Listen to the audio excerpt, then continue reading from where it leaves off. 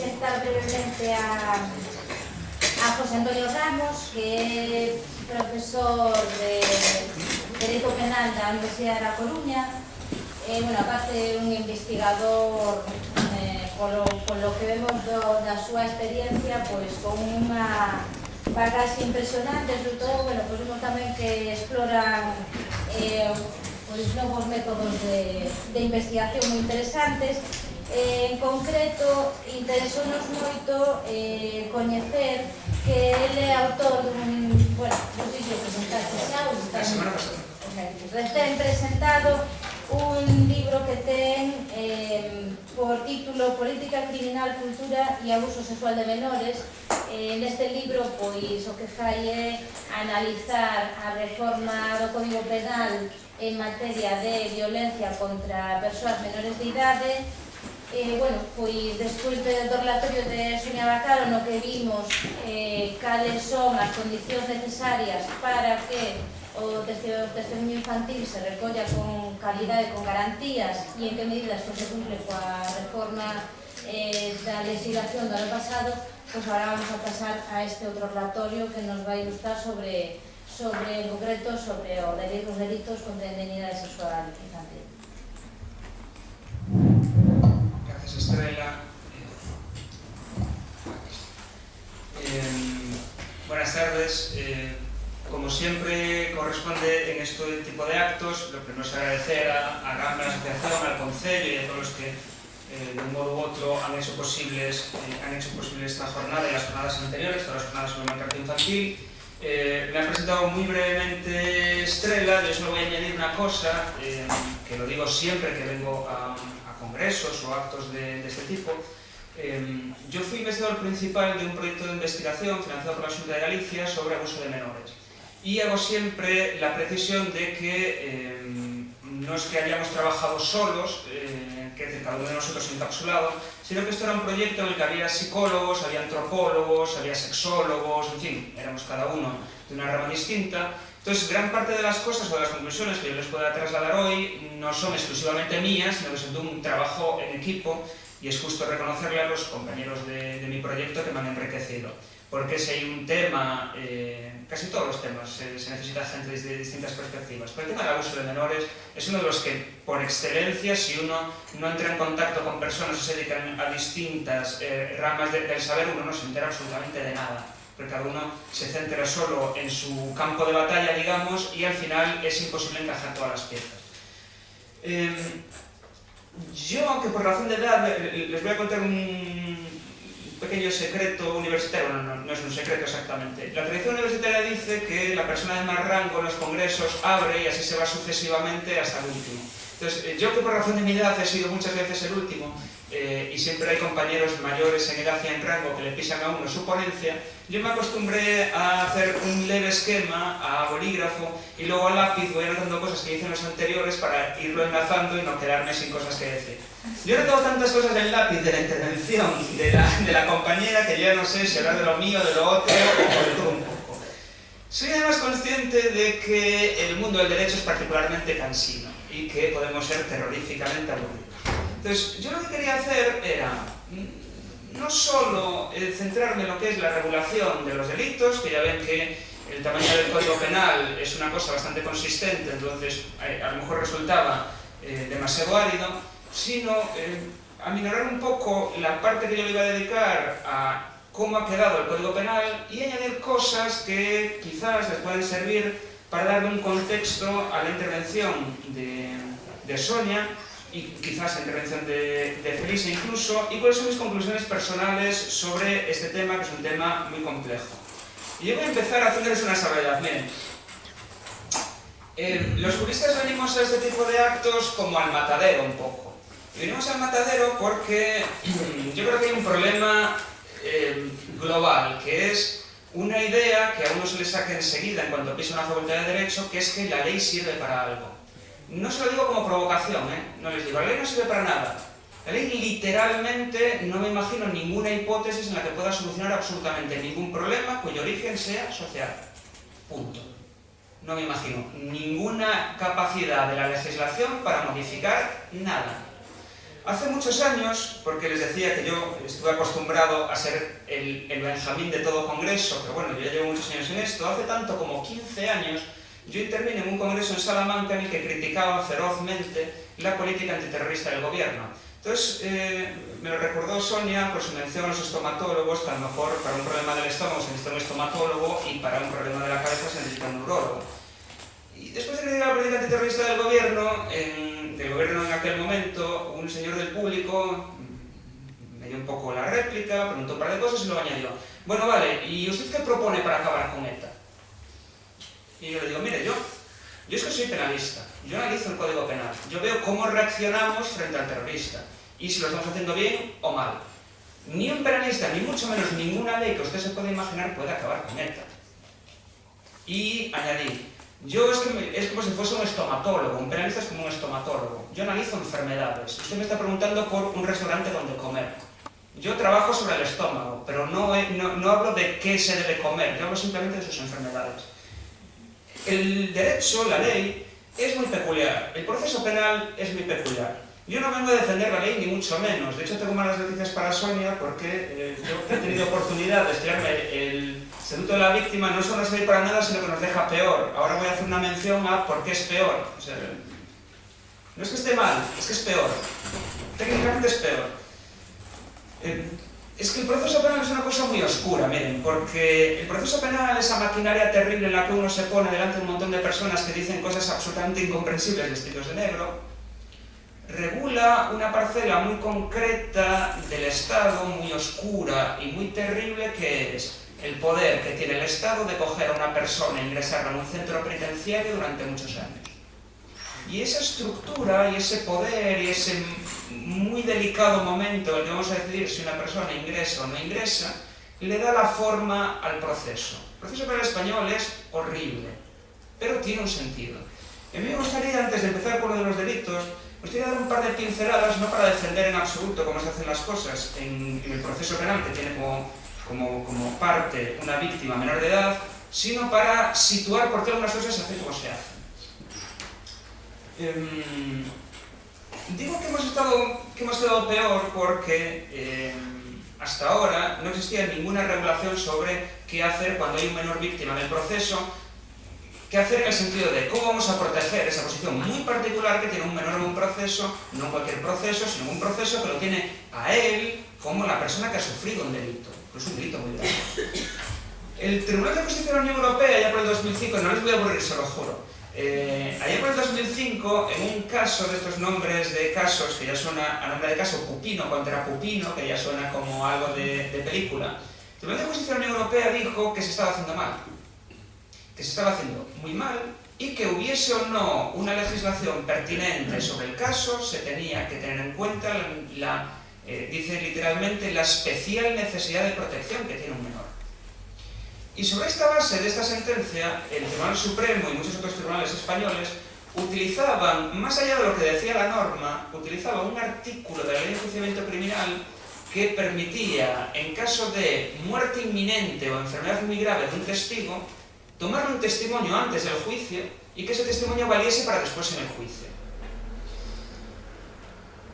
Voy a explicar 30 segundos por qué se tiene que hacer dos veces. Se tiene que hacer dos veces por una razón. Miren, todo testigo declara dos veces, cuando se investiga el caso y cuando se va a juicio. Tiene un sentido. Luego vamos a ver que en el caso de los menores efectivamente es una pésima idea. Pero tiene un sentido. El sentido es, cuando se toma declaración, no está presente usualmente, o puede no estarlo, la otra parte. Si yo mañana le veo un proceso por un robo con violencia, cuando la persona que dice que yo le he robado, que yo le he pegado un puñetazo y me he llevado su bolso, va al juicio, yo no estoy delante. Yo no le puedo contradecir. Yo no le puedo demostrar que ha mentido. Yo no sé lo que va a decir. Se me comunica después. Ha dicho esto y esto. En el acto de juicio, cuando yo ya sé todo lo que pesa contra mí y cómo lo pretenden probar, yo voy con mis medios de defensa y digo, pues que salga aquí. Y sale una segunda vez, y ahí ya yo, a través de mi representación procesal, mi abogado ya dice, bueno, usted dijo esto, ¿se mantiene lo que usted ha dicho? Sí, pues que sepa que no hay la grabación de la cámara, la persona que usted dice que estaba con usted no estaba, etc. El juego es hacerlo dos veces para que la persona se pueda defender. Primero yo tengo que saber todo lo que dice, y luego, una vez que lo sé, que vuelva aquí, delante de mí, y me lo vuelva a repetir, y yo ya tengo todos los medios. Esta lógica, que tiene lógica, es muy perversa con la víctima que es menor. Entonces yo traigo al niño y luego tengo que con suerte, 2 años o muchos años más tarde, la tengo que volver a llevar, que va a estar posiblemente en un centro de acogida, luego hablamos del incesto, centro de acogida, donde sea, otra vez a revivir absolutamente otra vez todo eso. Como eso es perverso, la Corte de Justicia de la Unión Europea dijo, tenéis que conseguir una salida. El Supremo consiguió una salida bastante, bueno, de estas cosas del funambulismo, por supuesto, como profesor de Derecho, imagínense, no hay nada que un jurista no pueda interpretar de cualquier norma. Lo pueden dejar más claro, menos claro, da igual. Si no queremos aplicarlo, no lo vamos a aplicar, si se la queremos aplicar, se la vamos a aplicar. Esto, vamos. Yo, el otro día tuvimos una reclamación en la facultad, bueno, una historia muy larga de contar. Una cosa absolutamente delirante, y la comisión que estábamos allí, yo dije, hombre, si 5 profesores de Derecho no son capaces de hacer decir a la ley lo que nos dé la gana, no sé a qué nos estamos dedicando. La ley es así, esto por supuesto. El Supremo mantenía, hay un artículo que dice, se puede evitar ir una segunda vez si es previsible que la persona se muera. Persona muy anciana, persona con una enfermedad muy grave, que dice, le hacemos declarar ahora y esa prueba vale en el juicio porque se va a morir. O si la persona vive en otro país, yo me voy a trasladar a Australia a trabajar, por este robo de un bolso no me hagan venir desde Australia. Entonces se le toma declaración en ese momento y después no tiene por qué volver. Se estaba haciendo con menores, se estaba haciendo a cuentagotas, pero eso estaba haciendo. El problema es que ahora con el Estatuto de la Víctima, ahora ha llegado a nuestras vidas, y el problema es que regula eso en el artículo 433, dice, en el caso de los testigos menores de edad o personas con la capacidad judicialmente modificada, que es el eufemismo actual por discapacitados, el juez podrá acordar, cuando a la vista de la falta de madurez de la víctima resulte necesario para evitar causarles graves perjuicios, que se les tome declaración mediante la intervención de expertos, con la intervención del Ministerio Fiscal, etcétera, que es lo que comentaba Sonia. Como ya lo ha comentado Sonia, yo ya no quiero entrar más, solo les voy a decir una cosa, es que dice podrá. Y podrá significa, lo hacemos o no lo hacemos. Es que el problema, que lo detectó bien Sonia, es que el artículo que estaba utilizando hasta ahora la jurisprudencia para evitar la segunda declaración no decía podrá, decía mandará en todo caso. Antes era obligatorio y ahora es optativo. Y es que es peor, porque hay un pequeño detalle que ya es muy técnico. Son estas cosas por los que nos ganamos las costas después. Dice, en estos casos, los de los menores, el juez dispondrá lo necesario para facilitar a las partes la posibilidad de trasladar preguntas, siempre que sea posible. Y siempre que sea posible significa ni más ni menos que lo siguiente. Yo me he anotado cómo se llama, espero decirlo bien, la cámara, ¿cómo era? Gesell, ¿era? Bien. Yo la dispongo, no la hay, ya les digo, después hablamos de dinero. No la hay. Si lo hubiere, yo le puedo trasladar preguntas. Si no es posible que yo, acusado, le traslade preguntas por la razón que sea, el menor tiene que volver. Pocas cosas son inapelables en el derecho, pero esta se la digo yo, es literal. La ley dice, si es posible, se le trasladan preguntas. No, eso ya les digo yo. Si no es posible trasladarle las preguntas del padre, de la madre o de la persona, si no es posible en ese momento, va a tener que volver seguro, la prueba es nula. Porque tiene que haber siempre la contradicción. Si no lo contradigo en el juicio, lo tengo que contradecir allí. Y si no lo puedo contradecir allí, lo voy a tener que contradecir en el juicio o la prueba es nula. Pues les digo que, claro, el Estatuto de la Víctima, sí, pues estará muy bien para, no sé, para ganarse una medalla o para sacar el titular o para dejar contentas a las asociaciones de víctimas que no lo están en absoluto. Porque esta mañana hablé precisamente con otra asociación de víctimas, decían, es que esto es el Estatuto de la Víctima, y dice, bueno, claro, bienvenidos al mundo real. Por supuesto que no sirve para nada. Sirve para que el ministro de turno le dé la mano a un par de representantes de algunas, sonría y salir en portada de algún periódico. El artículo tal cual está ahora dice que si el juez quiere y si es posible, que a lo mejor no quiere y sobre todo a lo mejor no es posible, se le tomará declaración al menor una única vez con un experto que no se dice cuál es. Se dice además, cuando a la vista de la falta de madurez de la víctima, que no nos dice cómo la vamos a determinar, con lo cual se cadra, así, básicamente, se cadra, le tomamos la declaración de este modo. Y si no, lo hacemos declarar en un momento y luego obligatoriamente en un segundo momento. Esto sí que ya tengo malas noticias, los dos momentos van a ser obligatorios seguro. Es un primer lugar.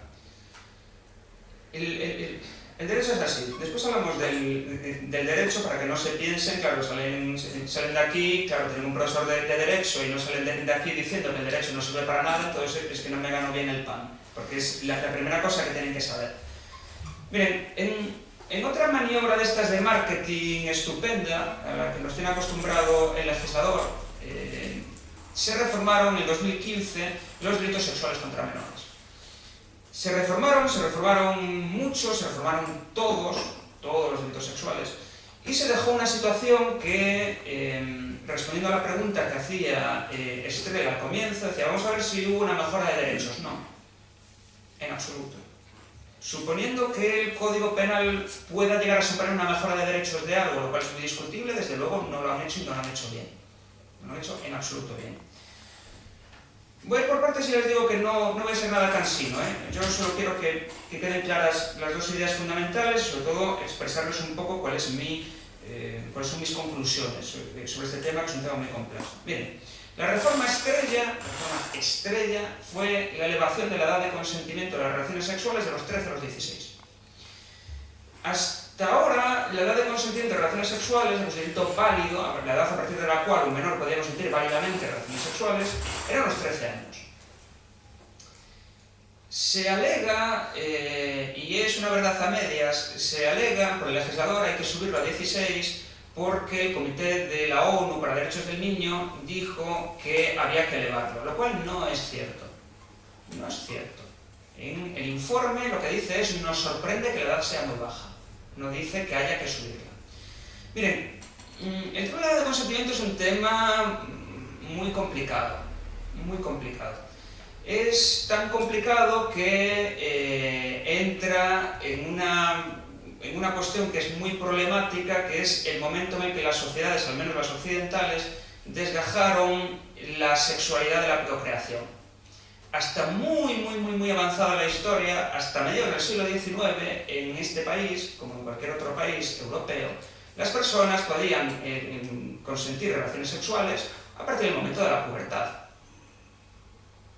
Tanto es así que incluso avanzado el siglo XX, yo miren, hasta hice una microinvestigación para esta charla, yo incluso acudí a las estadísticas del siglo XIX, de edad de matrimonio incluso. Imagínense, cosas viciosas de profesores de universidad que nos ponemos obsesionados con encontrar el dato. Bien, en 1960, que algunos de los presentes estarían vivos, en 1960, que es anteayer, como quien dice, el 7% de las personas casadas en España tenían menos de 18 años. Y había en 1910 el 20% de los menores de 18 años estaban casados. Estaban casados significa mantener relaciones sexuales. Es una especie de metonimia. Hasta muy avanzado el siglo XX a nadie se le ocurrió poner una edad de consentimiento. Es que les digo más. El Código Penal franquista, por supuesto, no es una exaltación del franquismo ni mucho menos, pero para el franquista que ustedes podrían pensar, pues era muy duro con esta obsesión, esta fijación que tenía el franquismo. Pues eran 12 años. Pues cuando yo estudié el Código Penal, allá a mediados de los 90, así ya me calculan la edad, allá a mediados de los 90, cuando yo estudié el Código Penal, eran 12 años. Y no tenía nada de sorprendente. Yo cuando me dijeron que eran 12 años no me resultaba absolutamente nada sorprendente que fuesen 12 años. Sí que era una edad muy baja respecto a otras partes de Europa, lo era. Y el legislador lo que hizo, en una de estas cosas muy españolas, fue, si tenemos 13 y es muy poco, lo vamos a subir a 16, que es de las más altas. Estas cosas, ya saben, si tenemos que subir, lo vamos a subir, no va a haber nadie que tenga más alta que nosotros. Bien. ¿Qué sucede si subimos la edad de consentimiento de relaciones sexuales a los 16 años? Sucede una cosa extremadamente perversa, que es, si dos personas de 14 años mantienen relaciones sexuales entre sí, técnicamente, las dos cometen un abuso sexual el uno frente al otro. porque la ley dice que no pueden tener relaciones sexuales. Para evitar esta distorsión, el código prevé una cláusula que dice, yo se la leo, es una cláusula que está hecha terriblemente mal. Dice, el consentimiento libre del menor de 16 años excluirá la responsabilidad penal por los delitos de este capítulo, que son delitos de abuso, cuando el autor sea una persona próxima al menor por edad y grado de desarrollo o de madurez. Esto es lo que se llama en derecho comparados, lo que se llama siempre la excepción de Romeo y Julieta. Julieta tenía 13 años.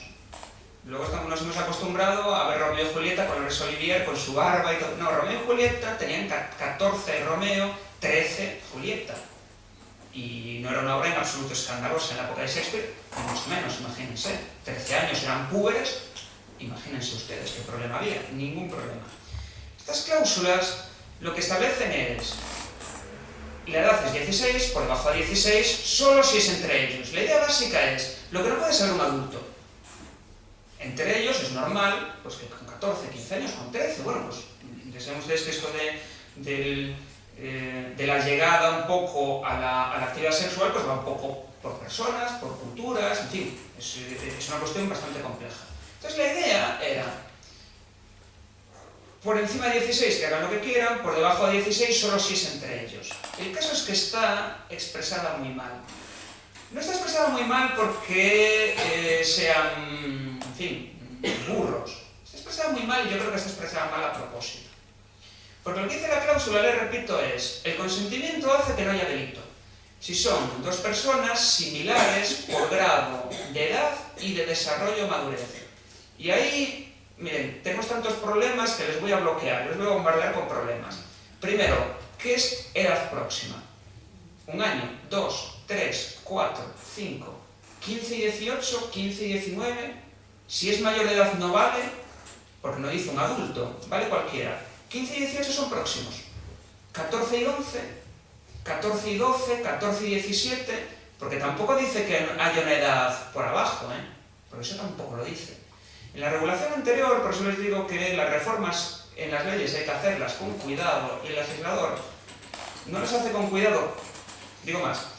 Yo como director de un proyecto de investigación sobre abusos sexuales, nosotros hicimos con, no sé cómo denominarlo, sabiendo que estábamos perdidos, hicimos un estudio y un dictamen para el gobierno, para el Congreso de los Diputados, sobre qué nos parecía la reforma. Dijimos que la reforma nos parecía un despropósito y nos dijeron que, bueno, gracias por sus servicios, que además no eran remunerados, gracias por sus servicios y ya sí tal. Y la dejaron tal cual está ahora. Es que en la regulación anterior eran 13 años, pero eran 13 años para todo. Por debajo de 13 años, todo es delito. Da igual. Todo contacto sexual es delito. Es que ahora no. Porque ahora dice que si la edad es próxima, no es delito. La edad mínima de responsabilidad penal en España son los 14 años. Con 14 años uno no tiene responsabilidad penal. Estudiado por la ley del menor que tiene responsabilidad penal. 14 y 10 es próxima. Y 14 y 18, 14 y 20, 15 y 22, no lo dice. Ya saben que cuando la ley no dice las cosas es terrorífico. Pero es que además no basta con la edad, porque dice y, no dice o, dice y. Tienen que ser próximos en edad y próximos en grado de desarrollo o madurez. Como es desarrollo o madurez, el desarrollo se entiende que es desarrollo físico. Empezamos ya en un terreno que es mucho más perturbador. El desarrollo madurez significa, ni más ni menos, fíjense, en los estados en los que hay ese tipo de cláusulas, ¿quién denuncia? Si yo tengo 15 años y no tengo relaciones sexuales con alguien de 14 años, ¿quién denuncia? Los padres. La experiencia en otros estados, que hay una experiencia hace muchísimos años que existe en Estados Unidos, en Gran Bretaña, en Italia, es el porcentaje de menores que denuncian a otros menores por haber mantenido relaciones sexuales con ellos es prácticamente nulo. Es parejas o parejillas, como le quieran llamar, digamos, este mundo de la adolescencia, que son y no son, bueno, todos hemos sido adolescentes, que rompen o se enteran los padres y denuncian al otro. Ese es el caso prototípico. Miren, yo soy juez, no es un suponer, Dios me libre de ser juez. Me parece una responsabilidad terrorífica. Yo soy juez. La ley, a mí me viene una denuncia de un padre que dice: este muchacho de 15 años mantiene relaciones sexuales con mi hija y tiene 13. Pero no tengo que ver, 15 y 13 es edad próxima. Yo entiendo que sí. Y ahora pasamos al segundo estadio. Tienen que tener el mismo grado de desarrollo o madurez. ¿Y cómo sé si tiene el mismo grado de desarrollo o madurez? Se lo encargo a un experto. Desarrollo tiene que ser físico. Ustedes imagínense a mi hija con sus 12 años que tiene que ir a un peritaje a comprobar el desarrollo de sus caracteres físicos, sexuales. Porque el desarrollo físico se entiende que es el desarrollo físico-sexual, no la altura, si es más alto o más bajo, sino el desarrollo de los caracteres sexuales. ¿Ustedes se imaginan esa escena en la que, después de haber mantenido relaciones sexuales consentidas, ojo, porque el punto de partida es siempre el consentimiento, aunque haya consentido, tiene que ir a un peritaje que le va primero a observar físicamente y después la madurez? Pero es que la madurez, ¿cómo la determino? Porque la madurez es madurez sexual. Y empezamos con el interrogatorio. ¿Qué le pregunto? ¿Y tú ya habías tenido relaciones sexuales con otras personas? ¿Cuáles? ¿Cuántas? ¿Y qué edad tenían? ¿Y eran compañeros? Y mi pregunta es, se responde por sí sola por el tono en el que se la voy a formular. ¿Estamos seguros de que es buena idea meter a dos adolescentes en un proceso para que un montón de adultos le pregunten sobre su vida sexual entre ellos, anterior, y que examinen su físico para ver si concuerda o no concuerda? Porque a mí la idea me parece terrorífica. Yo se lo he preguntado a algunos amigos jueces, uno me dijo sin ningún pudor, dice: ah, no, yo la cláusula me la voy a saltar. Me dijo así, sin ningún pudor, dice: yo si la edad se parece, yo que les voy a mandar, no, voy a omitir como lo dijo exactamente, que fue mucho más brusco. Dice: yo que los voy a mandar a un peritaje. A que miren que, si tienen vello público los dos. Y dice: pero ¿cómo les voy a hacer eso a los chavales? Que les pregunten. Pero mira, tú ya era tu primera vez. Y dice: pero yo soy juez, yo si tienen 15 y 13, archivo. 14, archivo. Y dice: yo lo resuelvo todo, yo no me voy a meter en ese berenjenal. Y luego tengo una compañera también jueza, una compañera de promoción, que lo que dice es todo lo contrario. Dice: a mí la ley me dice grado de desarrollo, yo le encargo a un psicólogo, que le haga una entrevista como le dé la gana y que me diga si su madurez es compatible o no. Digo yo: bueno, pues tela, tela. Después hay un problema, no me voy a alargar mucho, yo solo voy a ir a los problemas clave. Y luego hay el problema de los extranjeros, el problema de los matrimonios extranjeros. Hay un problema, pero esto ya es un problema jurídico, así que ya les aburrirá más. Uno de los derechos del matrimonio es mantener relaciones sexuales. Nuestra edad de consentimiento son 16, la edad del matrimonio en otros países es más baja. Bolivianos que vienen casados con 15 años, incluso con un hijo, teóricamente cometen un abuso sexual recíproco, y es un lío, porque por una parte su ley y nuestra ley les garantiza que pueden tener relaciones sexuales, y por otra, teóricamente es un abuso sexual. Entonces, nada, un desastre. En todo caso, quédense con que la edad son 16, y luego si la edad no difiere mucho y el grado de desarrollo y madurez tampoco, teóricamente el consentimiento hace que no haya pena para ninguno de los dos. Después se ha cambiado, y es una diferencia muy notable, la definición de abuso. Miren, no se necesita, digo más, nunca se ha necesitado que hubiese ni violencia, ni una intimidación, ni una penetración, ni absolutamente nada. Eso no ha existido nunca en nuestra definición de abuso. El problema de la definición de abuso hasta ahora era que decía el que realice actos que atenten contra la indemnidad sexual de un menor. Repito, realice actos que atenten contra la indemnidad sexual de un menor. Y es que es problemático. ¿Qué significa eso? Y ahora lo han cambiado a mejor, conforme, del mismo modo que les digo que lo otro es un desastre. A mí me gusta el cambio. Ahora simplemente dice que realice actos sexuales con un menor. Punto. Realizar actos sexuales con un menor, todos sabemos lo que es, aunque luego hay dudas con, en fin, algunas conductas muy límite, que si es, que si no es, pero bueno. En todo caso, realizar actos sexuales con un menor es una fórmula mucho más clara y mucho más precisa que realizar actos que atenten contra la indemnidad sexual, que, bueno, eso cualquiera lo prueba. Miren, la mayoría de casos, yo que voy a tocar su fibra sensible y su compasión, Yo que para el proyecto de investigación me leí todas y cada una de las sentencias sobre abuso sexual de menores en España en los últimos 10 años, o sea que imagínense que tardé allí meses leyendo las cosas más inenarrables que se puedan imaginar. La mayoría de las conductas que se castigan, que se producen y se castigan, son tocamientos, sin violencia y sin intimidación. La mayoría del abuso, el grueso quiero decirles, en mi investigación al menos, más del 90% no hay una penetración, no hay un daño físico, no hay una violencia, ni una intimidación. Lo cual, por una parte, podrían decir, bueno, pues no es mala noticia, dentro de las posibilidades del abuso, pues es un abuso, digamos, del estadio más bajo, pero son malas noticias procesales, claro. De ahí, como comentaba Sonia muy pertinentemente, claro, es que si esto mayoritariamente no va de una violación, no va de una violencia, etc., a saber cómo lo probamos. Y luego además con ese, digamos, ese toque siempre de suspicacia que hay efectivamente en la judicatura sobre el testimonio del menor.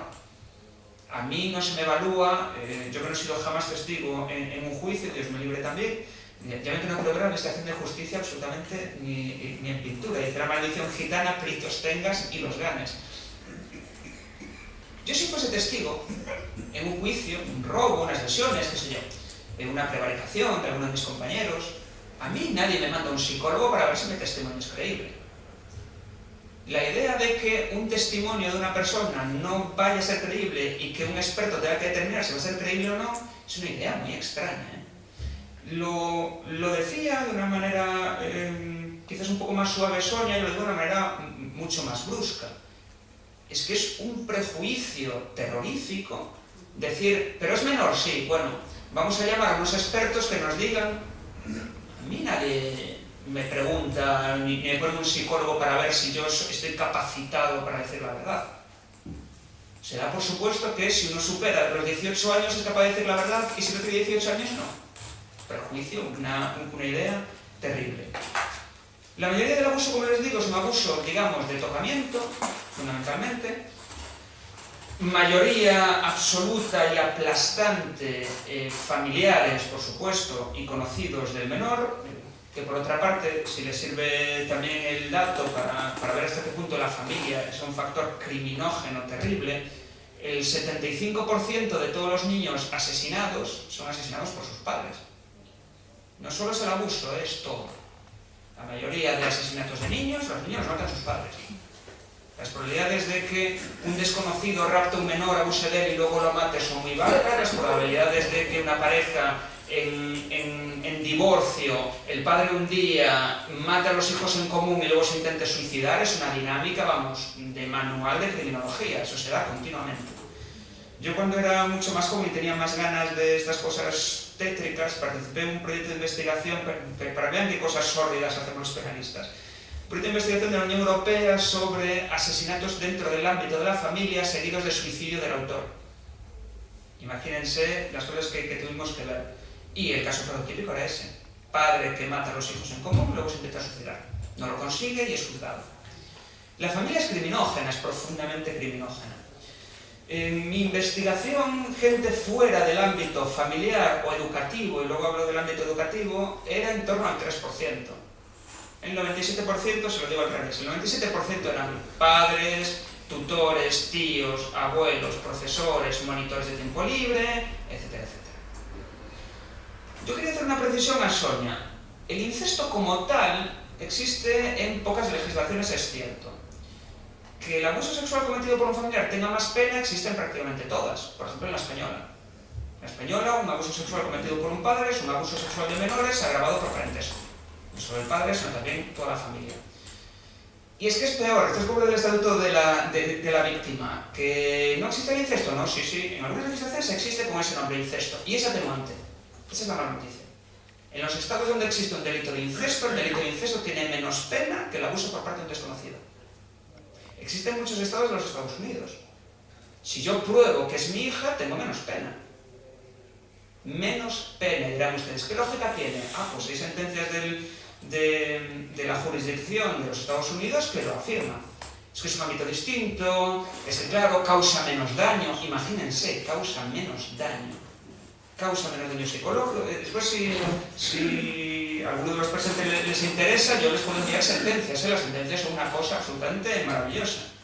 Es que si fuese un desconocido, si tengamos un trauma, problemas de todo tipo, pero claro, en el ámbito familiar es fácil confundirlo, siempre está rodeado de más afecto que por un desconocido, imagínense, unas cosas terribles. El incesto existe, pero existe para mal, porque existe como atenuante. Ese es un poco, digamos, el esquema. El abuso sexual, todo contacto sexual con menores está prohibido, la edad son los 16 años, y la mayoría de los casos que suceden son casos de tocamientos por parte de familiares. También es delito obligarles a participar en una relación sexual, que en poquísimos casos, he encontrado solo 2, o hacerle presenciar actos sexuales. He encontrado una de unos padres que le resultaba particularmente excitante, cada vez que tenían relaciones sexuales se lo hacían presenciar a su hijo menor de edad. Le resultaba particularmente excitante. Eso también es delito. Pero, insisto, son conductas muy aisladas, el grueso es el tocamiento sin violencia ni intimidación. Y luego, por supuesto, los más graves, con penetración, violencia, etcétera, que son los mucho más traumáticos, por supuesto.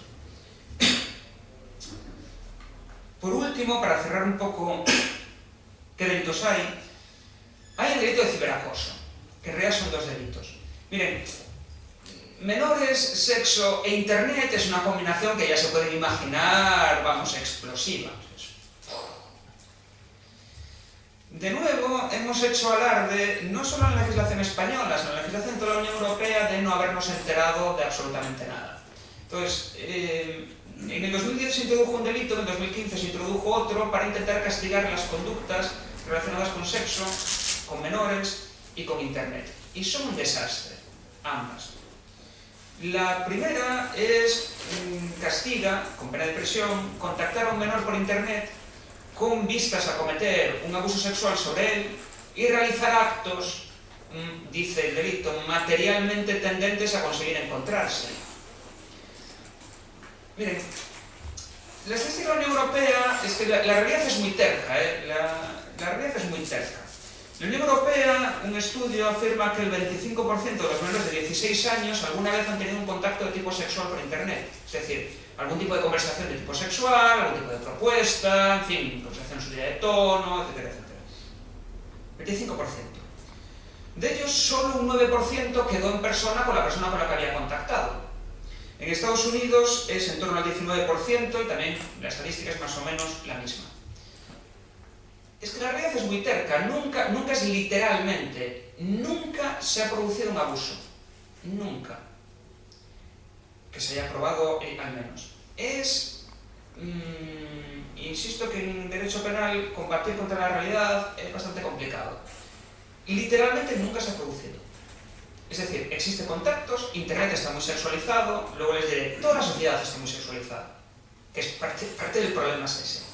Vivimos en una sociedad que es pornográfica. Esta sociedad es pornográfica. Y en internet, en chats, en foros, etc., hay sexo por todas partes. Que nosotros conozcamos nunca ha sucedido. De hecho, este delito se ha aplicado muy pocas veces. Muy pocas veces. Las veces que se ha aplicado no estaban pensando o no era un desconocido que chateando con una niña, no era nada de eso. Eran chavales que ya se conocían y por WhatsApp quedaban para mantener relaciones sexuales y ella se negaba, y luego él se ponía un poco tonto y los padres lo denunciaban. Hay un caso así de la Audiencia Provincial de Ourense, por ejemplo. Y por si era poco con esto del acoso por internet, así llamado acoso por internet, ahora es que hemos introducido un delito para castigar el sexting. El sexting, la vez que lo leí, no sabía lo que era, y luego cuando vi lo que era me sorprendí de que se hiciese, me dije, ¿qué bobada es esta? Consiste en enviar fotos propias, desnudo, a amigos, o incluso a desconocidos. Yo luego soy de otra generación. La idea de hacerme fotografías desnudo y enviárselas a mis amigos, pues es una idea muy rara. Bueno, el 4% de los menores españoles afirma haber enviado alguna vez una fotografía suya desnudo a alguien. Fundamentalmente amigos, no entiendo con qué razón. Yo, sinceramente, es algo... Aquí hay psicólogas que luego si me quieren ilustrar sobre qué puede llevar a un menor a decir, me voy a hacer una foto desnudo y se lo voy a enviar a mis amigos. Imagino que habrá algo ahí que en mi generación no funcionaba así. Y el 8% había recibido. 4 las había enviado y el suficiente había recibido. Esto significa que hay personas que envían material que no es suyo. Eso está claro. Se castiga conseguir que un menor te envíe una fotografía suya desnudo. El delito, grosso modo, es ese. Contacto con un menor y le digo, me puedes enviar una foto tuya, eres muy guapa, venga, hazte una fotografía en sujetador, por ejemplo, otro clásico. Envíame una fotografía y que la envíe. Es un delito muy perverso. Es un delito muy perverso. Y les voy a decir por qué. Primero, porque nada excluye que el autor sea otro menor. Dos menores que se conocen del mismo instituto, que en algún momento cualquiera de los dos le pide al otro que le envíe una fotografía, ya comete el delito. ¿Por qué? No tiene por qué enviarla. El delito es pedirla. El delito es pedirla. En el momento en que algún compañero dice, ¿te podías hacer así una foto y tal? Hombre, va, pues estás muy bien en bikini, pero estabas mejor sin la parte de arriba, venga. Y ahí ya comete delito, ¿eh? Ahí ya puede ir al centro de menores. Y eso es perverso, porque no es la idea del adulto que pululo se hace pasar por menor, que es otro caso clásico, para ver si consigue que la chica... Eso ya es el primer punto un poco discordante. El segundo es peor. El segundo es que el delito es enviar una fotografía de cualquier menor. De cualquier menor significa... Yo convenzo a una compañera y le digo, oye, tú no te das una fotografía de tu amiga fulanita, mira que está buena, cosas de adolescentes, ¿no? No le quiero quitar la gravedad, ¿eh? Digo la habitualidad, este momento un poco obsesivo-compulsivo de los adolescentes con el sexo. Imagínense que ella sí la tiene. Dice, pues el otro día nos hicimos unas fotos, venga, pásamela, venga, que te cuesta, etc. Él por pedirla comete delito. Pero es que si ella se la envía, comete un delito de distribución de pornografía infantil. Es que entran los dos en el centro de menores. Él por pedirla y ella por mandarse. Y eso sí que es perverso. No porque esté bien que anden haciendo circular fotografías de un tercero, es porque el derecho penal no debería estar para eso. Porque al final, gran parte, y voy ya concluyendo, gran parte de la reforma, ahora voy a volver todo a su lugar. Es que gran parte de la reforma lo único para lo que sirve es para castigar a adolescentes.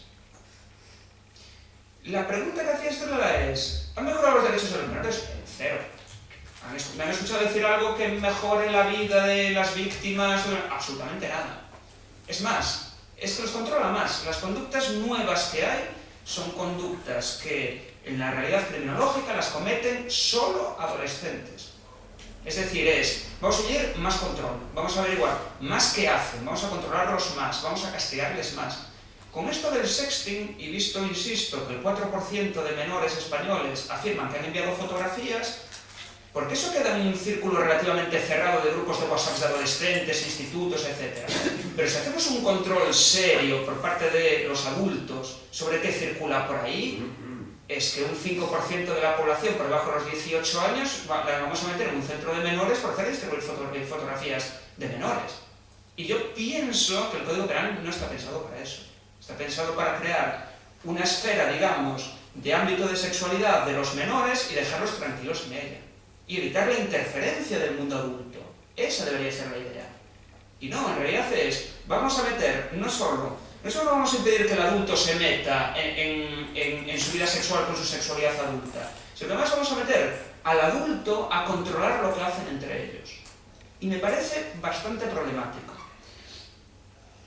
Más, conclusiones. Primero, la reforma para lo que ha servido es para controlar más a los adolescentes y no tanto para protegerlos.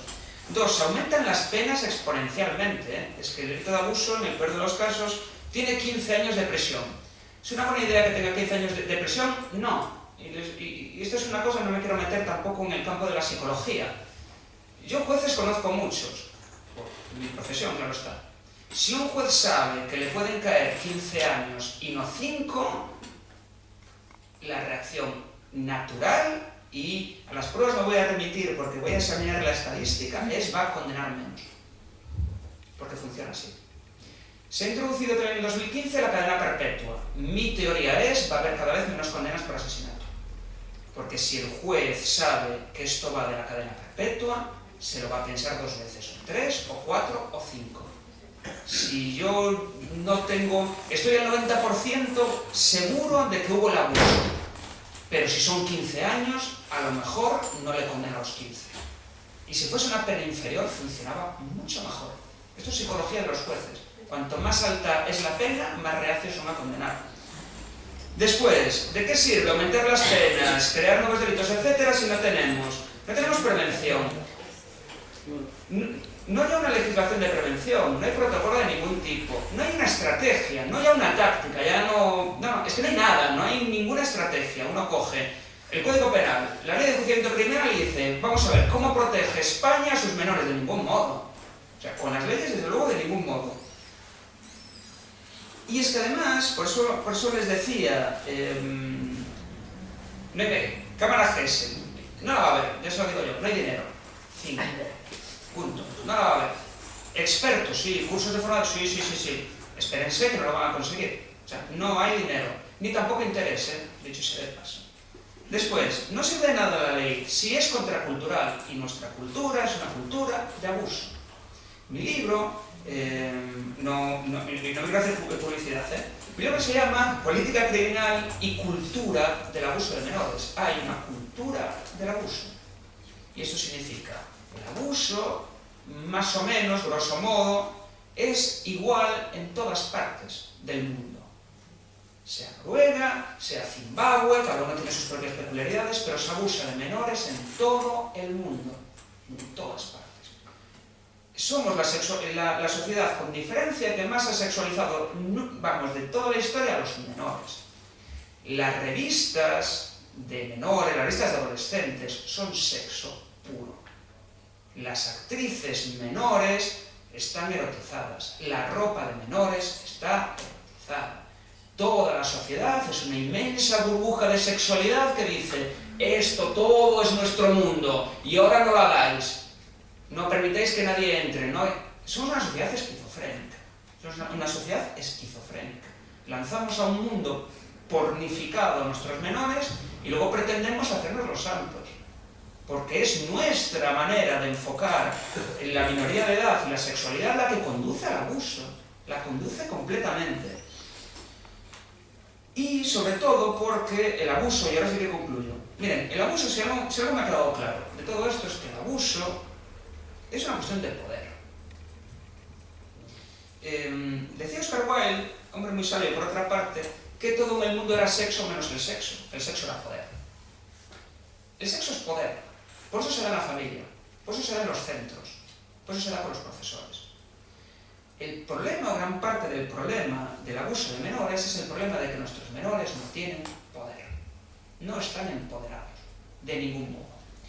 Decía Sonia, y se lo vi ahí en la presentación, que había que darle voz a la infancia, que el niño no era tonto, y que los niños necesitan un adulto. Creo haber cogido literalmente. Es que las tres cosas son radicalmente ciertas. La infancia no tiene una voz, y cuando se le da con suspicacia. No le informamos de nada, claro, porque decía Sonia, hay que decirle lo que le va a suceder, qué es. Pero ustedes se imaginan adultos explicándole a un menor, ustedes se imaginan un fiscal o a un juez explicándole a un menor en sus propias palabras, va a suceder esto. Convertirlo en un interlocutor. Es que nosotros hablamos de menores todo el rato, pero nunca hablamos con los menores. Y la preposición es lo importante. Nosotros hablamos de los menores, en el ámbito, digamos, jurídico. ¿Qué vamos a hacer con los menores? ¿Cómo vamos a proteger a los menores? La legislación de menores, el menor delincuente, el menor víctima. ¿Quién habla con los menores? Porque mis compañeros jueces no hablan con ellos en ningún momento. Los ven, los oyen, en una grabación, a lo sumo o allí delante.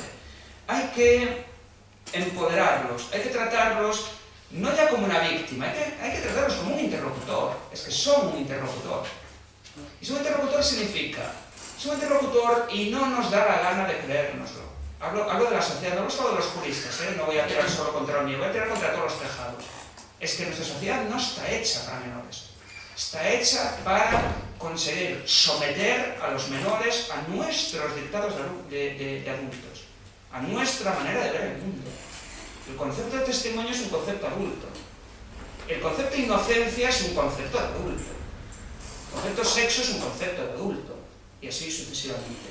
Y yo creo que al final tanto castigo, tanta intervención, tanta ley, nueva ley y otro reglamento, y si quieren protocolos, mañana les hacemos 8, no solucionamos nada si no damos medios, si no damos formación, si no rompemos con esta cultura viciosa de retroalimentar el deseo a la vez que lo castigamos porque es un círculo vicioso y no tiene fin, y si no terminamos de considerar de una vez que los problemas de libertad se resuelven con más libertad. Los problemas de libertad no se resuelven con la prisión, los problemas de libertad se resuelven con libertad. No, por supuesto, al agresor, sino crear auténticas esferas de poder incluso en el proceso penal. El menor tiene que ser una parte, no una parte procesal. Tiene que estar en pie de igualdad con el agresor, a todos los efectos. A su nivel, tiene que ser informado en sus palabras. Tiene que ser informado de todo, porque es su proceso contra él. No es el proceso de toda una sociedad vaga de adultos vestidos de negro y a ver qué le hacemos a ese señor. Es su vida pasada y su vida futura. Y en el momento en el que le demos o nos convenzamos de que en realidad se merecen toda la protección que le podamos dar, pero también, sobre todo, toda la libertad y todo el poder que le sepamos dar, quizá mejoremos en algo que de momento lo estamos haciendo radicalmente mal. Y nada más, muchas gracias.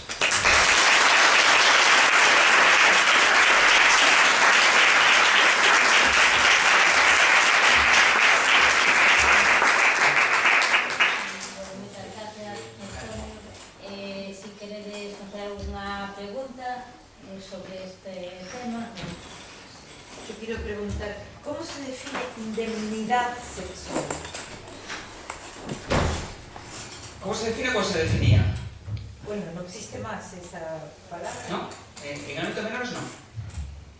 Bueno, ¿Cómo se definía? Indemnidad. Nunca lo escuché, yo escuché integridad sexual. No, indemnidad sexual. No indemnidad, por eso quiero saber cómo se define. Indemnidad, que era un concepto muy complejo de definir, se definía como la, digamos, la necesidad de que la esfera sexual del menor sea intangible para los adultos. Ese es el concepto de indemnidad. Y era un concepto muy abstracto. Muy abstracto, porque además había que probar que un tocamiento en una determinada parte del cuerpo hecho de esa manera había atentado o no contra su esfera sexual. Y ahora por eso digo que la definición a mí me gusta más, que es realización de un acto sexual con un menor. ¿Eso es un acto sexual? Sí. ¿Es con un menor? Sí, pues ya está, eso es abuso. Porque antes, atentar contra la indemnidad, si yo le contase cada sentencia que hay por ahí de no atenta contra la indemnidad, no, claro, sí. El hecho de que le bese forzadamente en la boca no atenta contra su indemnidad, y ya claro, es que utilizamos palabras así. Sí, porque está la luz apagada, que como no lo vio, no pasó nada. Hay un par de sentencias así en ese sentido, pero lo que yo no logro entender, que tampoco creo que es el momento para explicitar todo el tema de porque tú no estás de acuerdo con el subir la edad de consentimiento. Digo, si viene un matrimonio boliviano, dijiste tú, que tiene 15, 16 años y está casado, ¿eso no le convierte en un estatus de mayoría de edad, el hecho de que estén casados? No. Por eso es un problema grave. No hay emancipación, sí, pero el código no dice emancipado, El código dice todo aquel que tenga menos de 16 años. Esté emancipado, ¿no? Por eso es problemático. Y luego, ojo, luego es que hay un problema, pero yo no quiero ser subversivo, pero luego hay un problema, que es el problema de la formalidad. Esto es un abuso, pero están casados. Y entonces volvemos a la problemática de años anteriores del matrimonio, si el matrimonio convalida. La legislación española, hasta no hace tantísimo, la legislación española, es que somos españoles haciendo leyes, imagínense. Incluía la convalidación por matrimonio, No, el abuso convalidado por posterior matrimonio. Nada más, no de consentimiento porque están casados. Digo a los efectos de la edad. Y luego, con respecto al incesto, yo lo hablo desde este daño psíquico, es francamente diferente a cualquier abuso.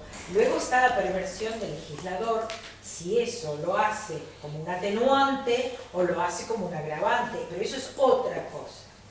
La perversión del legislador no voy a entrar, pero de verdad el cuerpo psíquico sufre muchísima más victimización en un delito de incesto con uno que no lo es. Por eso la importancia de nombrar. Los psicólogos saben que decimos que todo aquello que no se nombra no existe y lo que se oculta bajo un eufemismo tampoco. Por eso la importancia de visibilizarlo con la palabra que le corresponde, que es incesto. Sí. Que la palabra es problemática. Bueno, es problemática por la perversión del legislador que lo No, utiliza como la palabra en atenuante. sí es que los juristas, yo no me quiero poner demasiado jurista, pero es que los juristas tenemos problemas con las palabras. Porque usted puede visibilizar poniendo incesto. Y yo le digo, ¿incesto qué es? Bueno, pero eso previamente lo definiremos, como se definió indemnidad sexual. No, porque indemnidad sexual no estaba definida. El problema de definirlo es, ¿qué vamos a incluir en incesto?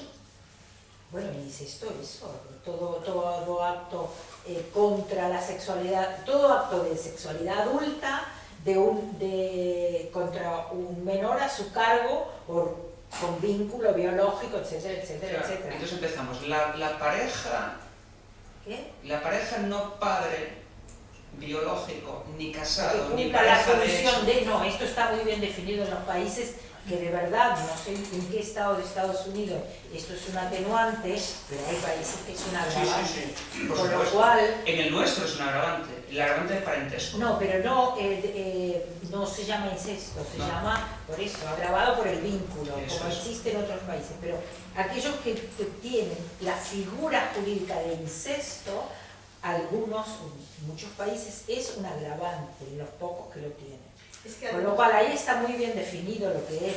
No tiene que ver solo el vínculo biológico, sino también quién ejerce de padre o tiene la función de padre o tutor. El caso de Woody Allen, por ejemplo, él quiso que sea un atenuante porque no era su hija biológica. No obstante, se lo condenó igual porque era por el tema del vínculo. Pero bueno, digo que yo voy a seguir abogando porque exista la figura jurídica en incesto. Muy bien. Digo que no se encuentra. No, sí. Nada más, gracias. No. Sí, bueno, yo me quedé escandalizada con el tema de que sea un atenuante el incesto. Porque el incesto, no nos vamos a poner a definirlo aquí, pero el incesto forma parte de las 3 prohibiciones que nos hacen a los seres humanos, que son el incesto, la primera, no matar al prójimo y el canibalismo. O sea, son prohibiciones humanas. Entonces, que el incesto, precisamente por ser una de las prohibiciones humanas básicas, sea un atenuante, a mí sinceramente yo lo desconocía y te agradezco el dato y me parece escandaloso. Y luego hay otra cosa importantísima que hace que la víctima, cuando es violentada por un extraño, pues puede decir es un extraño, es un desgraciado, me defendí, porque aunque se quede paralizada de miedo, eso es una forma de defenderse, de quedarse paralizada. Pero claro, cuando es incesto, la víctima, primero, no sabe que lo que está haciendo es incorrecto porque es pequeña, y segundo, cuando lo descubre que ha sido cómplice, porque no se ha opuesto. Su padre dice, métete en cama aquí conmigo, que es domingo y ella se mete en la cama de su padre. Entonces, eso hace que esa criatura tenga muchas dificultades para reparar el daño que ese acontecimiento le produjo. Entonces, es que me parece un escándalo, desde cualquier punto de vista que lo miremos, que sea un atenuante. No, eso es. En algunas jurisdicciones, insisto, no es un problema que quiero decir, en algunas jurisdicciones lo es, con el argumento contrario. Con eso causa un daño inferior. ¿En qué estado de Estados Unidos? Si me recuerdo mal, era Virginia, por ejemplo, ahora sí recuerdo, Virginia, Dakota, se lo puedo pasar después incluso con el texto y con sentencias.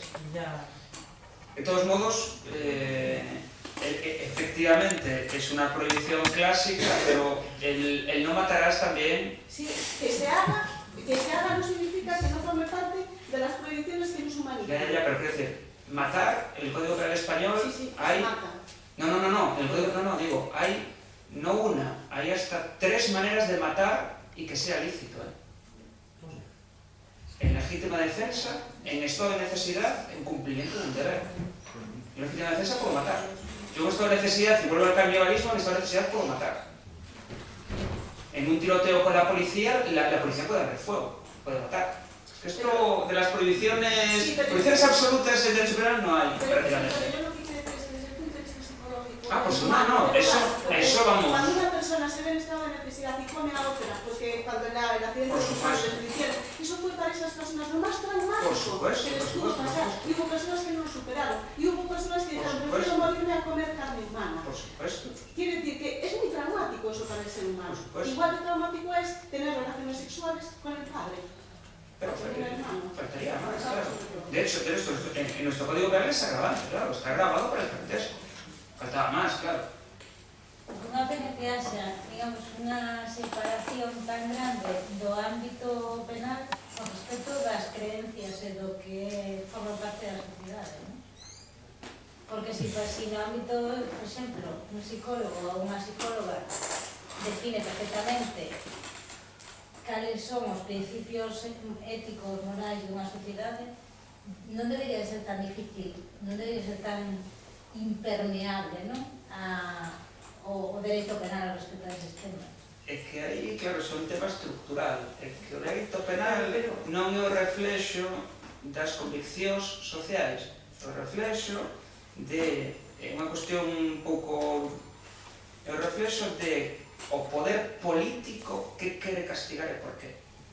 Bueno, pero José Antonio, perdón, no No, vendrá de ese divorcio la percepción que tienen todos los ciudadanos a la hora de pasar por la justicia, de la grave injusticia que padecen. Porque nadie se queda conforme en el paso por la justicia. Todo el mundo se siente víctima de una injusticia tremenda, con muy buenas razones, no que se lo invente, pero tú decías algo con respecto a la mentalidad de los jueces, es decir, hay que bajar las penas para que condenen. ¿No sería que habría que cambiar la mentalidad de los jueces? Yo no he dicho eso. ¿No? Yo he dicho, si uno sube las penas, sí, no van a condenar. Yo no he dicho, bajémoslas. No, yo no he dicho eso. Bueno, la inversa. Entonces, si subimos las penas, no van a condenar a nadie. ¿No sería importante que cambiemos la mentalidad de los jueces que van a ejercer como tales? Digo, porque me parece aberrante que tengamos que flexibilizar las penas, si es posible, la libertad, porque entonces no van a condenar a nadie nada más que a lo mejor al escarnio público, porque no los tienen que poner adentro de la prisión, porque los jueces funcionan así. Tú dijiste estas mentalidades jueces, ¿no? Sí, pues, ya. Por eso, yo creo que es verdad lo que dices, pero me parece fatal que tengamos que adaptarnos a una mentalidad que es en toda regla, me parece, no sé si anómala, pero sí adversa. Ya, pero ahí entramos en el problema que ya advertía al comienzo, que es, no, decirlo es muy fácil, ¿cómo lo cambiamos? Bueno, creo que habría que revisar las oposiciones, que habilitan para, etcétera. Habría que a lo mejor hacer test. Mira, creo que el Poder Judicial es el único poder que no se renueva. Y sin embargo, es un poder que es un ejercicio de una profesión que tiene unos niveles de estrés ilimitados, con lo cual un juez puede enloquecer perfectamente en el ejercicio de sus funciones, nadie le va a decir nada. Los profesores de universidad tampoco nos renovamos. Bueno, de los así tres es el único que no se renueva, y me parece un interrogante importante. Pero bueno, ese es otro debate. Y me parece que habría que hacer una serie de pautas también para seleccionar a los jueces. Con algo más que solamente anota de la oposición. Es que hay un problema, insisto, que ya es estructural. Es que yo no quiero entrar en cuestiones ideológicas, porque las cuestiones ideológicas son muy personales. Es que creer que la justicia, que la administración de justicia en cualquier estado es una administración de justicia que proviene del pueblo, de las condiciones del pueblo y es administrada por unos señores, yo creo que es engañarse. Bueno, es que eso ya no se lo cree nadie. Bueno, eso en la práctica es lo que tú dices, pero es lo esperable que sea. ¿Por qué hablamos extraño? ¿Por qué las leyes son extrañas? ¿Por qué las sentencias son extrañas? ¿Por qué hay el rito? ¿Por qué nadie dice nada? Porque somos un cuerpo especial de poder y queremos seguir siendo una élite de poder frente a los demás. Bueno, pero por eso no el jurídico renovar es eso, claro. porque entonces estamos gobernados por un poder que no se renueva y que además tiene un cierto grado de... Y que está al Por servicio supuesto. del poder. Por supuesto, pero es que eso, por supuesto. No, Yo no me quiero poner marxista, pero si me veo forzado yo me lo pongo. Una superestructura de manual. Lupe, querías facer unha pregunta, non? Sí, bueno, eu a verdade é que quero apoiar a tesi dele. A mí me parece importante que as penas non se leven, porque me parece bon que os xuíces, ante a mínima duda, pois, ante unha condena importante, nunha cadena perpetua ou 15 anos de prisión ou 22, pois que se teñen esa dúbida que se retraian. En cambio, se a pena é pequena, pois é máis fácil. E eu creo que é moito mellor que unha persona abusadora vaya ao cárcere 5 anos a que non vaya nada. Logo habría que ver a que vai ao cárcere, se hai unha rehabilitación, se a institución cumple isto, pero polo menos estou, claro, iso é outro tema, pero bueno, polo menos estou de acordo con iso, porque o que está pasando é que sobre todo a raíz de casos sempre moi mediáticos, pois en quente xa todo o mundo empeza a pedir as condenas e tal, cando o que dixo era ao principio da charla para mí é clave. Nunca vai a ser a lei a que transforme ou a que acabe con a injusticia ou con o delito. Isto todo é un proceso social, creo que aquí entran moitos factores. Eu teño máis experiencia no tema da violencia machista. A violencia contra as mulleres, pois hai un factor moi importante de transformación da mentalidade da sociedade, motivado moito, impulsado moito polo movimento feminista, a loita do movimento feminista, e no tema dos menores eu creo que estamos empezando ainda. É unha cosa que está comenzando. O feminismo leva moitos anos por diante, temos seus logros, agora a sociedade avanzou, inda que a veces me levanto e digo, pois xa deu un paso para atrás, non? Pero en cambio, nos menores estamos ainda en poeiros. E estamos vendo cousas e, sobre todo, estamos tratando moito en comprender.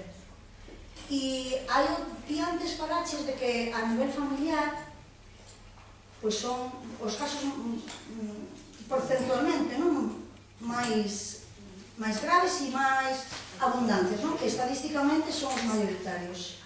En cambio, por exemplo, o que percibe a sociedade é que son os casos de pederastia, de persoas alleas, pornografía infantil, o que é máis habitual.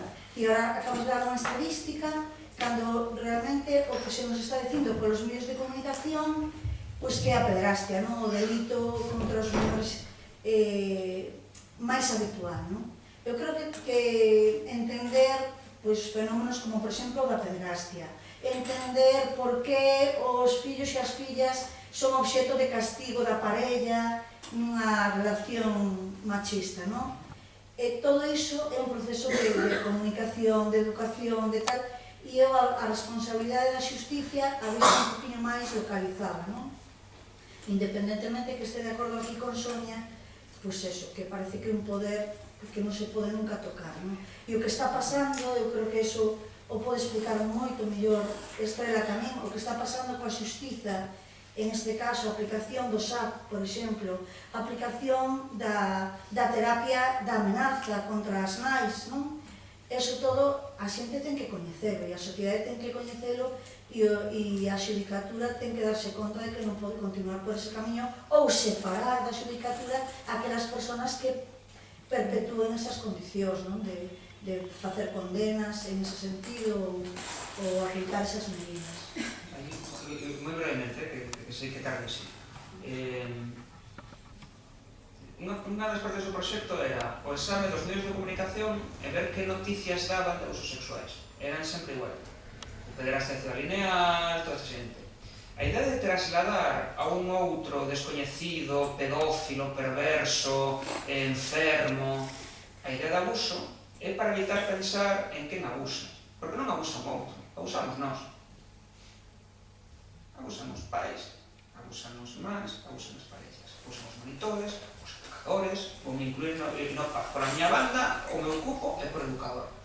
A idea do medio de comunicación é, se o enfocamos en seres monstruosos que abusan de nenos ou unha abominación, quedamos tranquilos.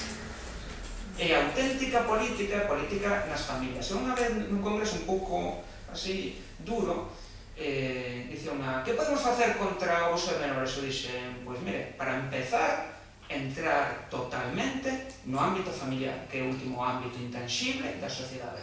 Parece que un fala da familia e fala, non, con a familia non se mete. Bueno, se nos metemos coa familia non resolvemos nada, non?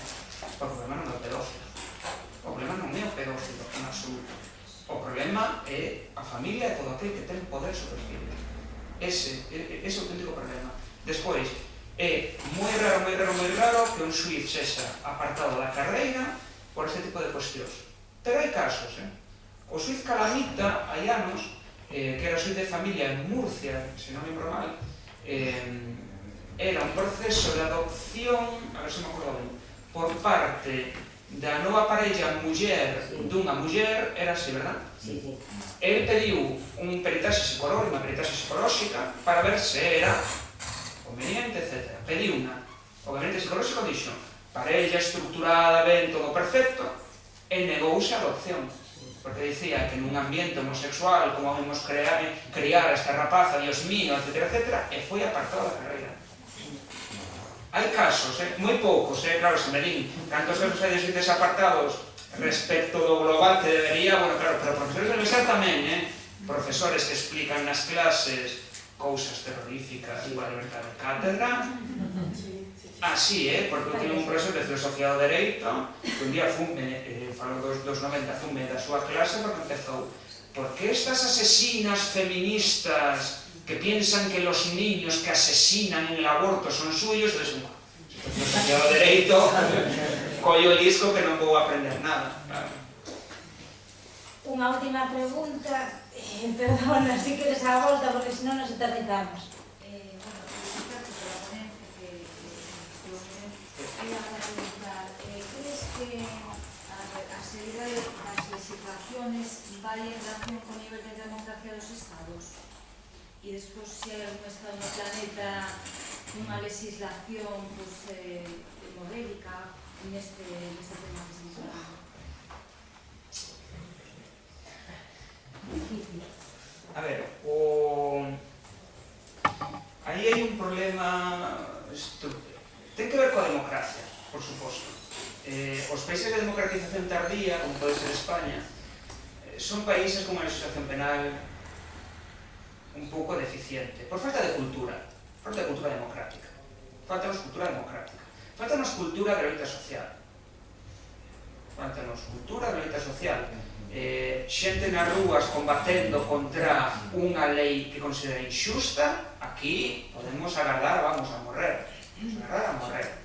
Despois, que poidamos considerar unha legislación boa é complicado. Os penalistas somos un pouco aristócratas, no sentido de, esta é unha expresión do meu compañeiro que di sempre, non somos aristócratas.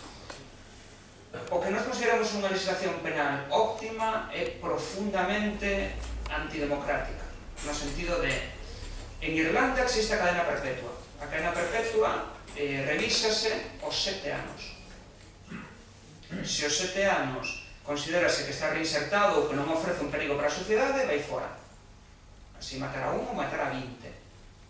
En Noruega, o índice de reincidencia do máis baixo do mundo e as prisións son islotes con economatos, eles están ali completamente libres, poden comprar unha bici, cultivan a súa propia comida, están ali tan tranquilos. Se nos propoñemos aquí que os presos, que cando eu estaba en Resbogo Centro Penitenciario de Teixeiro cos alumnos, pasa sempre igual. Pero tienen piscina e todo, porque é escandaloso que tengan piscina con mi dinero. É que nos facemos un sistema penitenciario como noruego que con diferencia o que máis resulta do mundo, bueno, aí sí, para lutar por un dereito social non, pero para criticar que un preso poida ter acceso a unha reinserción ou digamos, algo semellante a unha vida en liberdade, preparado para unha vida en liberdade, se a presión ten un sentido, é preparar para unha vida en liberdade que non acabe cos dereitos dos demais. É que esa idea, vamos, é revolucionaria, claro. Non podo evitar facer un matiz. Claro, vamos a ver, o que é indignante, supoño, para os rapaces eses, é que eles teñan piscina na tal, e que, por exemplo, no hospital tenes que pagar para ver a televisión.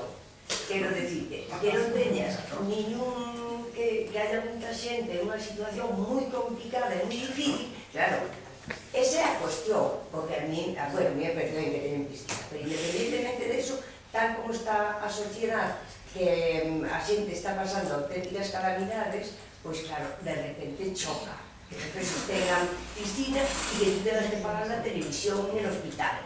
Claro, pero que eso no pasa en Noruega. Esa es la diferencia. En Noruega hay una sociedad de bienestar Y además, evidentemente, hay una conciencia democrática, etcétera, etcétera, etcétera, cosa que en nuestro país sí. Ya te ves, como vais a protestar por una cuestión social de meter a la cárcel. Ya. Y otra cosa que también me parece que puede ser, el derecho penal es muy indubio pro reo y a lo mejor falta contrapesar con los derechos de la víctima. Ahí tengo que estar en absoluto desacuerdo. Vale. Toda quiebra del indubio pro reo, toda ha venido de lo peor del autoritarismo. Toda. ¿Tú no crees que es importante empezar a compensar en esta época con los derechos de la víctima? Es que es un problema metodológico. Yo como jurista, técnicamente, hasta que no hay una sentencia, yo no puedo considerar a nadie ni agresor ni víctima. Y, digo más, todo Estado civilizado parte de la presunción de que se es inocente. Si no nos creemos eso, es que no funciona nada. Entonces cada vez estamos más cerca de un Estado totalitario. Eso habría que ver por aquí. Sí, porque una víctima menor de edad, una víctima vulnerable, como se dice en la victimología, ¿por qué se parte de la presunción de mentira, entonces? A ver, son cuestiones distintas. A mí me parece que es una condena. Son cuestiones distintas. Sí, ya estamos conmigo todo el tiempo, lo siento. Son cuestiones distintas. Una cosa es que haya una tendencia a desacreditar la credibilidad del testimonio prestado por un menor, que es algo muy contraproducente y es algo que debería cambiarse, y otra cosa es que la legislación deje de partir de la premisa de que todo el mundo es inocente hasta que no se demuestre lo contrario. Isto é o que quere dicir Sonia Bacaro, e que tal como está o procedimento penal no Estado español, o que sucede é que, en base aos dereitos do reo, os dereitos da víctima se ven socavados. E iso é o que penso que non ten lugar. Y hay una Hai que poder compensación asegurar importante. La as dúas victimología cousas, ¿no? no está nada desarrollada ni aplicada. Esto que han hecho, la verdad, es una vergüenza. ¿Ves? Directamente, me parece que responde, como bien dice, a las obligaciones que le dice la Unión Europea. Lo entiendo, por eso es que leí textual como empezaba el texto, ¿no? Pero después creo que, vamos, clama al cielo, es un corta y pega que no, se nota a la legua que no quiere hacer nada más que presentar papeles. Porque además dice al final, creo entender, que dice que no se puede asignar un presupuesto a la creación de todas esas oficinas de la víctima. Entonces... Es que ahí, insisto, el debate no es vamos a poner en pie de igualdad a la víctima y al agresor. El debate es derecho penal, es un tercero, y el tercero en discordia es el más poderoso. La parte fuerte del proceso no es el agresor. La parte fuerte del proceso es un Estado que es capaz de conseguir que una persona termine sus días en una prisión. Ese es el poder más terrible que hay. Y decir que las garantías que un ciudadano tiene de no haberse sometido a ese oscurísimo y terrorífico poder, que es el poder de castigar que tiene el Estado, yo tengo que estar en desacuerdo. Por no sacar a Japón, que es el caso claro. En Japón, yo conocí al fiscal general de Japón, por razones que vienen al caso, ya en un congreso allá en Italia, estaba yo en un congreso, que dijo que en Japón solo uno de cada 10.000 denuncias termina en condena.